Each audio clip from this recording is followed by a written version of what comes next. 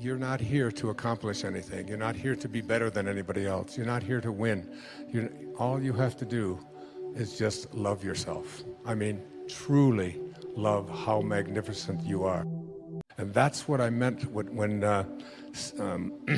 Saint Germain spoke to me and said, it's all you have to do is spend 15 minutes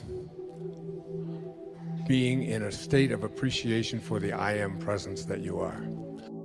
Now, one of the things that the I Am discourse has taught that I was having trouble with this whole idea of manifesting is written on page 318. And I'd like to give this to you as we get ready to close. The student should constantly look within his human self and see what habits or creations are there that need to be plucked out and disposed of. For only by refusing to any longer allow habits of judging, condemning, and criticizing to exist can he be free. Are you hearing this? The true activity of the student is only to perfect his own world, and he cannot do it as long as he sees imperfection in the world of any of God's children. That includes the person who opened fire in Aurora. That includes Osama bin Laden. That includes Adolf Hitler. Any judgments that we have of judgment, criticism, and condemnation. And I wanted to manifest something so bad for such a long period of time, but the person that was involved in it, I kept having this sense of judgment toward this person. And it wasn't until I was able to say, I accept you for what you are. It's what led me to my father's grave in 1974. And I stood there after being sent there by a series of just absolutely impossible coincidences. I stood there on his grave after being filled with rage and hatred and anger and bitterness towards this man who would walk out on my mother and her 3 young boys. I was the youngest. And I finally found out about his death, that he had been dead 10 years, but I went to his grave in 1974 on August the 30th. And as I walked away from his grave, because I really went there to piss on his grave, I was so just filled with rage on him. And as I walked back to the rent-a-car, something called me back, and I went and stood there looking at this plate on the ground that said Melvin Lyle Dyer, 1914 to 1964. And something came over me. In fact, we've made a film about it, another film called My Greatest Teacher. And I was able to say to my father, from this moment on, I send you love. Who am I to judge you and condemn you? You did what you knew how to do, given the conditions of your life. And I accept you for it.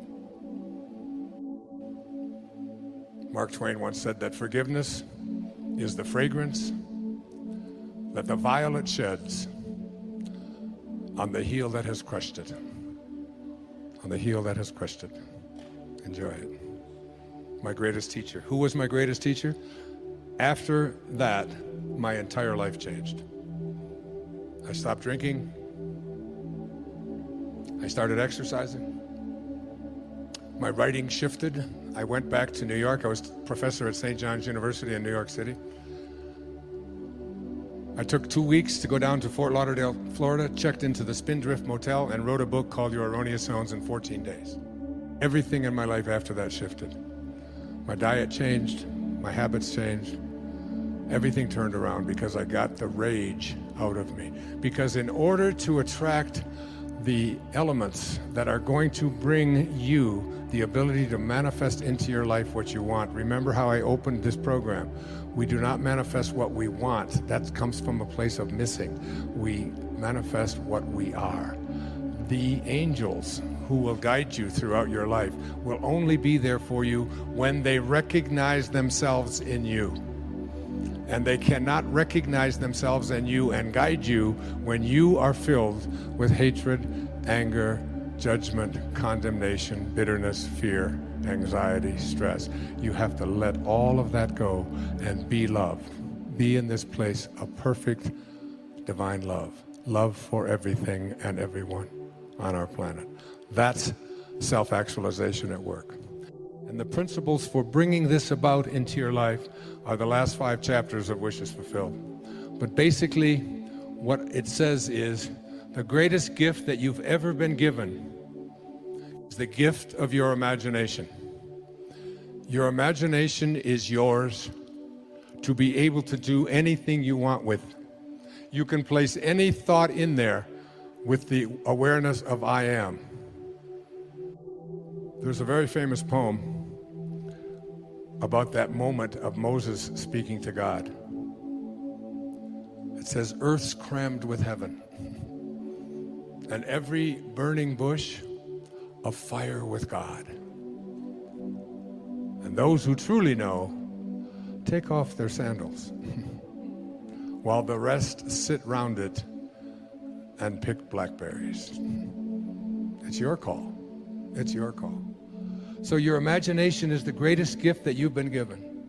And you can put anything in there. No one can tell you what can be there or what can't be there. Einstein said imagination is greater than knowledge. And he said if you want your children to have a great imagination, read them fairy tales. If you want them to be even smarter, read them more fairy tales. That's why I've written 5 children's books with that very idea in mind. The second thing is that you have to learn to live from the end. Whatever you have placed into your imagination, you have to act as if it already were your reality, independent of what anything or anyone else says. When I was told that I had this diagnosis of leukemia, I can't tell you how many people sent me condolence letters and sent me information about this disease and how it was incurable, and unfortunately this. And fortunately, I was given by my children a wonderful gift. It's called an iPad. And it's got this wonderful feature in it. It's called Delete. And then there's another feature of it. It's called Trash, which is really great. I'd like to have a button like that on me at any time, so that anytime anybody brings any information to you, you just push the trash button. The third of these principles is the principle of, I call it assuming the feeling of the wish fulfilled. You must be able to feel it, because every time that you feel something within your body, you give a instruction to your subconscious mind. And your subconscious mind is the part of you where you do all of your living. You want to redo your subconscious mind. Now, tonight, I'm going to give you guys such a gift. Tonight and every night for the rest of your life, I want you to take the last 5 minutes before you go off to sleep and realize that you are about to program your subconscious mind. All right? Your subconscious mind is most at home when you are unconscious, when you are asleep. If you spend the last 5 minutes of your day, which so many people do, reviewing all of the things that you don't like and all the things that didn't work out and how terrible you feel and who abused you and who was mean to you and who said this and they did this, and you're constantly doing this kind of thing with your mind, then you are programming your subconscious mind that when you awaken, because you're now about to marinate for the next 8 hours in your subconscious mind. And then when you awaken, you will rejoin the universal subconscious mind, the mind of God, from which we all originated. We're all just individualized personal expressions of that one thing that we call the Tao, or God, or divine mind, or soul, or spirit. But the Tao that can be named is not the Tao. So you want to be real careful about how you program your subconscious mind. This is from the book of Job. In a dream, in a vision of the night, when deep sleep falls upon men while slumbering on their beds, then he opens the ears of men and seals their instruction. Job 33, 15 and 16. When you are slumbering on your bed, he opens your ears and seals your instruction. What you place into your subconscious mind as you are about to go into this deep slumber is all dependent upon what you do the last 3 or 4 or 5 minutes before you go off to sleep.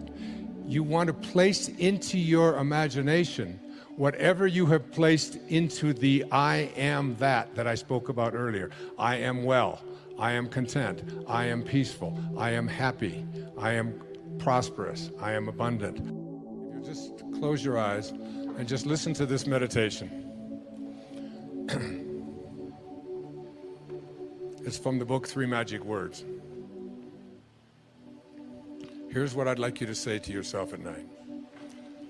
I know that I am pure spirit, that I always have been, and that I always will be. There is inside me a place of confidence and quietness and security where all things are known and understood. This is the universal mind, God, of which I am a part, and which responds to me as I ask of it. This universal mind knows the answer to all of my problems, and even now, the answers are speeding their way to me. I needn't struggle for them. I needn't worry or strive for them. When the time comes, the answers will be there. I give my problems to the great mind of God. I let go of them, confident that the correct answers will return to me when they are needed. Through the great law of attraction, everything in life that I need for my work and fulfillment will come to me.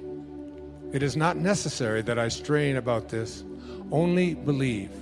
For in the strength of my belief, my faith will make it so. I see the hand of divine intelligence all about me, in the flower, the tree, the brook, the meadow. I know that the intelligence that created all these things is in me and around me, and that I can call upon it for my slightest need. I know that my body is a manifestation of pure spirit, and that spirit is perfect. Therefore, my body is perfect also. I enjoy life, for each day brings a constant demonstration of the power and wonder of the universe and myself. I am confident, I am serene, I am sure. No matter what obstacle or undesirable circumstance crosses my path, I refuse to accept it, for it is nothing but illusion. There can be no obstacle or undesirable circumstance to the mind of God, which is in me, around me, and serves me now. This is the great lesson. Know this within you. When Herman Melville was writing Moby Dick, he wasn't writing about a man looking for a whale. He was writing about a man, Ahab, trying to find his higher self.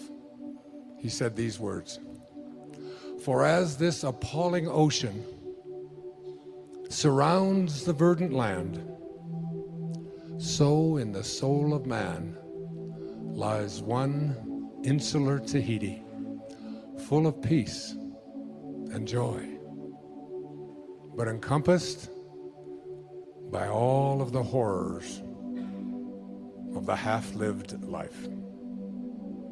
In every moment of your life as you leave here today, you have this choice. You can either be a host to God or a hostage to your ego. It's your call. Thank you. God bless you.